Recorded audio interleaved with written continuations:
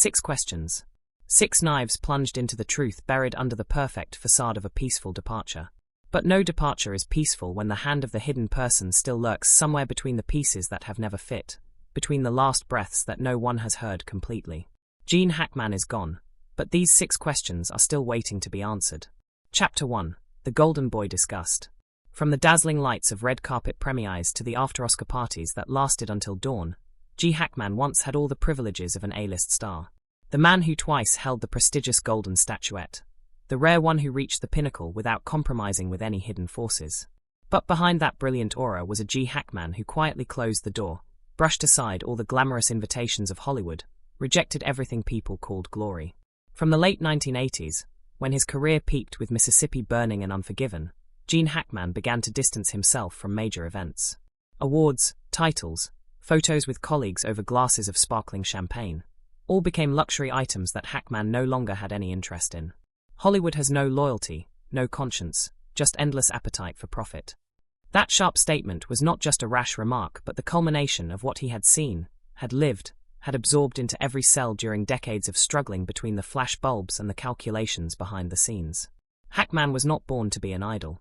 He frankly said that he never felt comfortable stepping onto the stage to receive an award. The way hands patted his back, the false smiles exchanged behind the velvet curtain, or the congratulatory handshakes followed by merciless stabs in the back, all made Hackman disgusted. There was an anecdote that Hackman once told a close friend, that right after receiving his first Oscar for his role in The French Connection, he took off his bow tie and threw it straight into the trash can in the men's restroom of the Dorothy Chandler Pavilion Theatre. That dissatisfaction was not just sparked by a few fleeting moments. It was the accumulation of decades from the day Hackman set foot in this industry with the simple dream of living his passion for acting. He once said, "I didn't come here for the fame. I came here to work." But then, he realized that Hollywood did not exist to nurture passion. It only existed to swallow every soul that dared to dream too much about fairness or pure art. For a long time, Hackman became a thorn in the side of many hidden forces in Hollywood. He refused lucrative contracts, refused to appear at lavish fundraising events, even bluntly rejected invitations to join the Academy's judging panel. For him, Hollywood was a giant trap where the weak were willing to sell each other out to survive a few more seasons. Therefore, Hackman chose an almost unprecedented path, severing all power ties, closing the door to the media, retreating to live a reclusive life in New Mexico with his wife, Betsy Orokowa, the only woman in his life who never betrayed his belief in kindness. Yet, even as Hackman tried to cut all ties with the movie capital, Hollywood continued to lurk behind him. Calls from famous directors, scripts sent to his doorstep, even though no one knew his exact address. All like ghosts clinging to Hackman's life, reminding him that no one truly escaped Hollywood's control. And the worst thing, the thing that had been smoldering and burning, the piece that Hackman had tried to protect for decades was the secrets he was forced to keep. Secrets about backstage parties, about secret deals between production tycoons and young stars willing to do anything to step onto the red carpet. Hackman knew, and he loathed himself for having been silent. Therefore, in his final days, when the sharp pains in his chest forced him to face the limits of life, Hackman broke the vow of silence he had kept for nearly half a century. And what he said was the first piece in the terrifying picture of Hollywood he had witnessed. Chapter 2. Whispers in the Studio. Contrary to his seasoned, cold demeanor on screen, Gene Hackman in real life was a smoldering fire, ready to burst out whenever he faced things that were jarring to his senses. And that fire, for the first time, blazed most fiercely on the set of The French Connection in 1971. When Hackman took on the role of Jimmy Popeye Doyle, the character that made his name, no one expected that behind those gritty, realistic frames was a period of intense tension between the lead actor and the powerful crew. Director William Friedkin was a prominent name, but his working style was a nightmare for those who did not submit.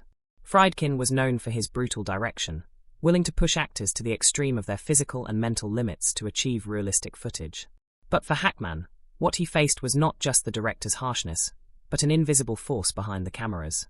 From the early days on set, Hackman clearly felt the eyes watching him were not simply from the production team. There were private calls, suggestive offers from a few men he had never met.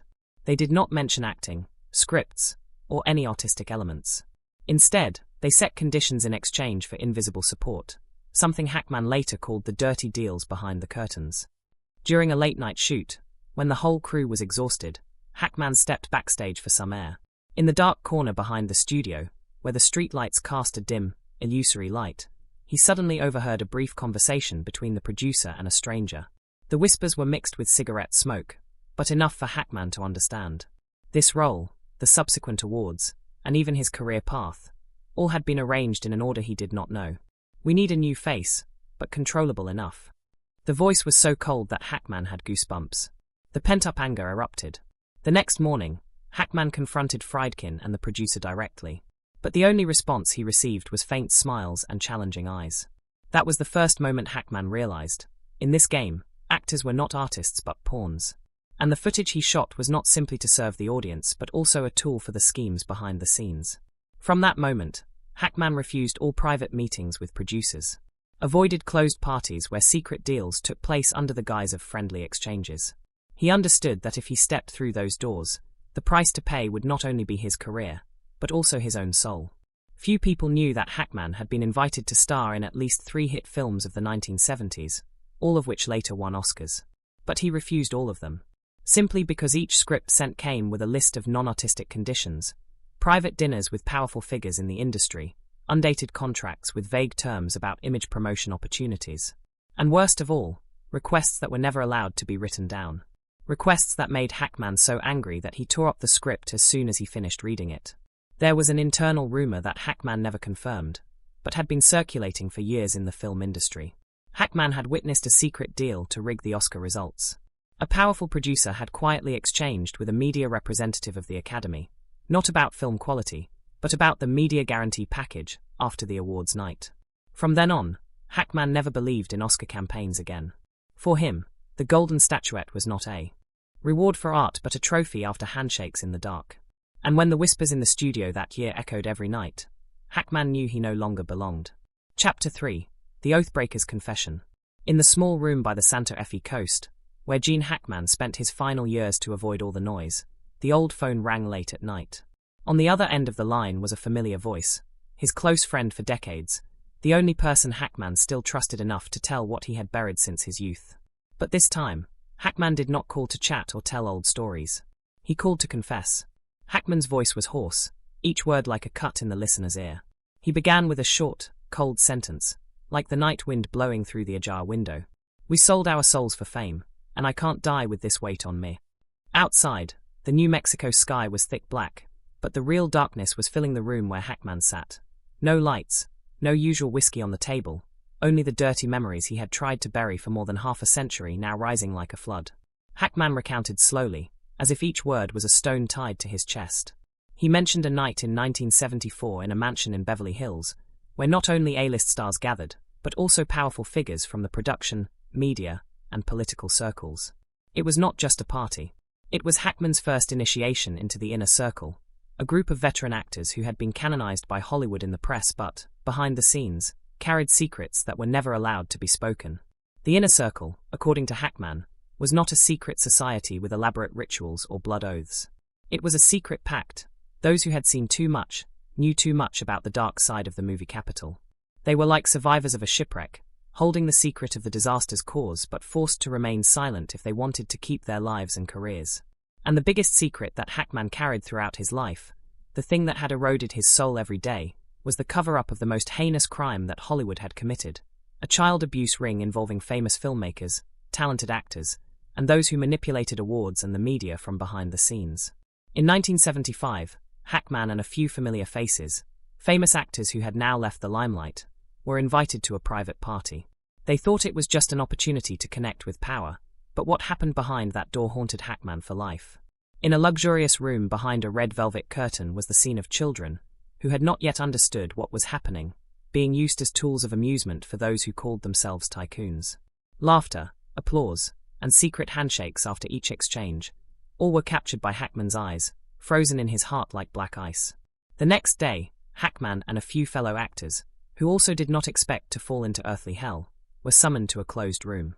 They were given 2 choices: sign a non-disclosure agreement in exchange for roles, fame, and safety, or open their mouths and have their careers and lives blown away like dust. Hackman signed. Not for fame, but because he understood that he alone could not fight against the giant machine operated by power and money. Behind it was not just a confession but a bell ringing to open the door to hell, where Hollywood's dirtiest secrets were waiting to be brought to light. Chapter 4. The Missing Tapes.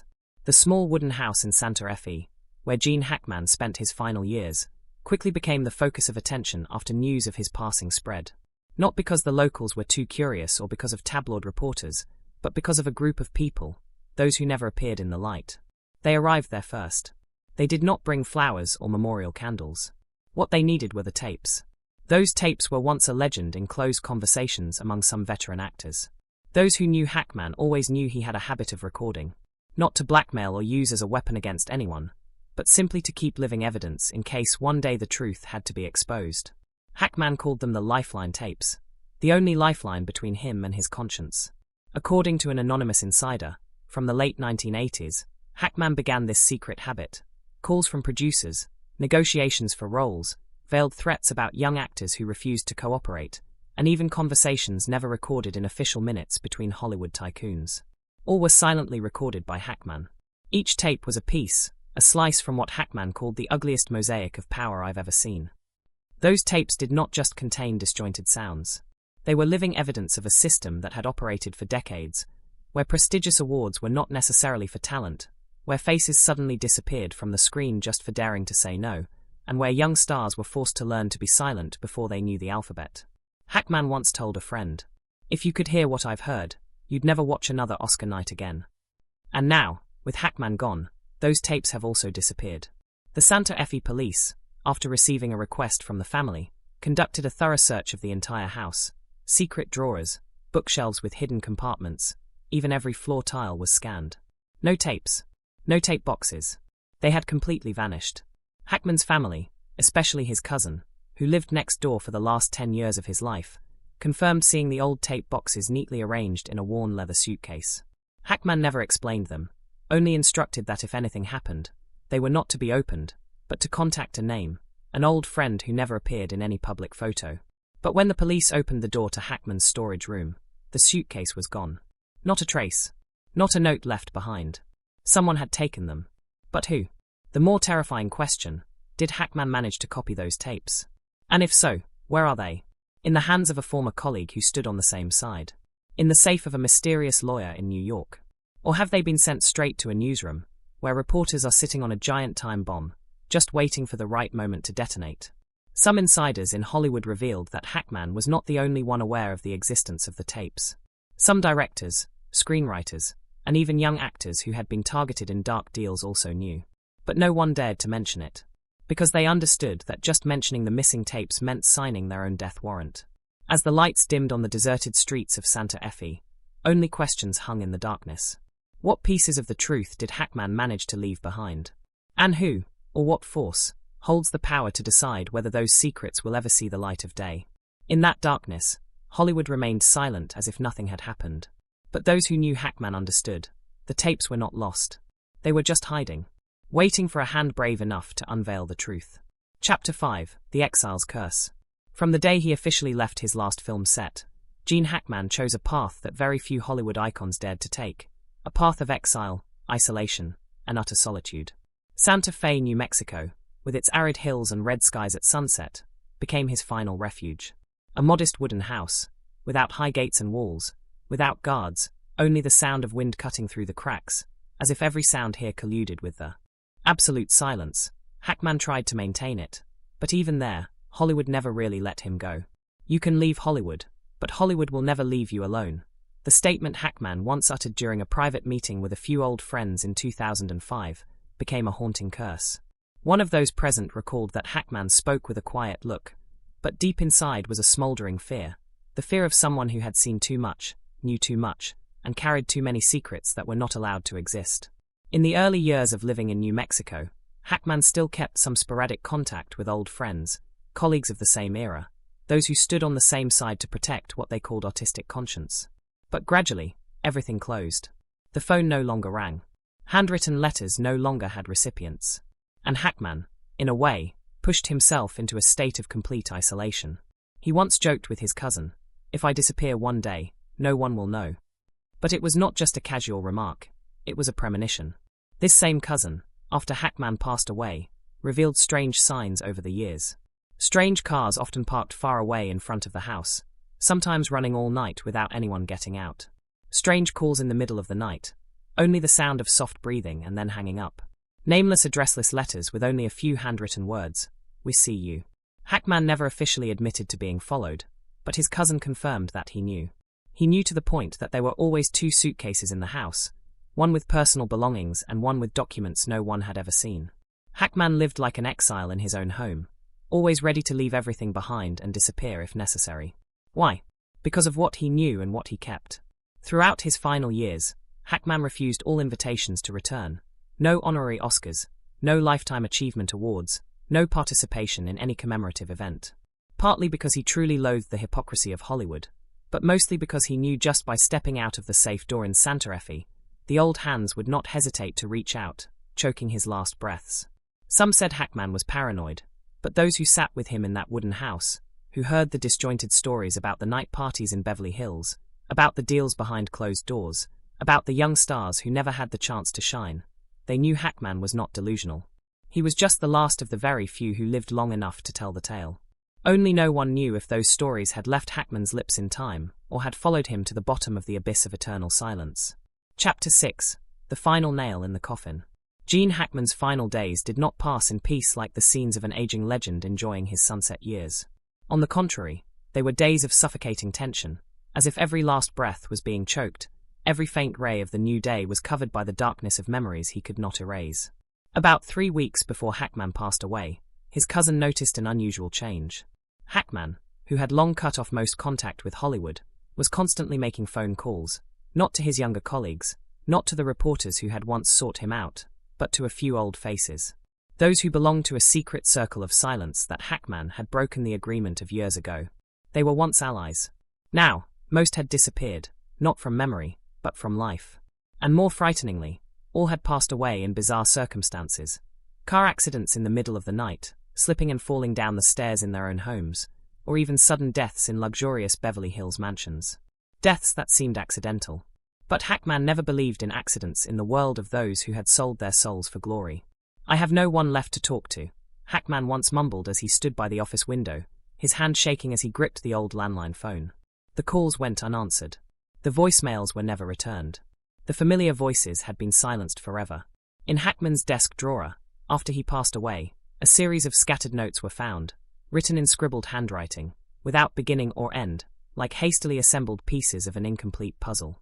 On a crumpled piece of paper, there was only one line. The same faces. The same hands. The same silence. That sentence was like a haunting refrain, repeated in other notes, as if Hackman was trying to engrave a message for anyone curious enough to read and brave enough to understand. The same faces. The old faces, those who had smiled beside him on the red carpet. And then those same faces that sank the careers and souls of those who dared to speak. The same hands, the hands that had patted him on the back when he won awards. And the same hands that signed orders to eliminate redundant witnesses. The same silence, the silence that lasted for more than half a century, protecting Hollywood's darkest secrets, where power was not only measured by money or fame, but by life and death. Gene Hackman's death, when announced, had the official cause, natural causes. A neat, clean conclusion, without any trace for the curious to follow. But for those who understood the world Hackman had fled, natural never existed. Was that the end? Or the final warning Hollywood sent to those who had thought about breaking the rules? An old friend, one of the few survivors, told the press after Hackman's funeral. Gene knew the rules. He knew them better than anyone. And he knew what happens when you forget who makes the rules. The story of Gene Hackman does not end with a quiet grave in Santa Fe. It ends with the office door slamming shut behind the first police officer entering the wooden house.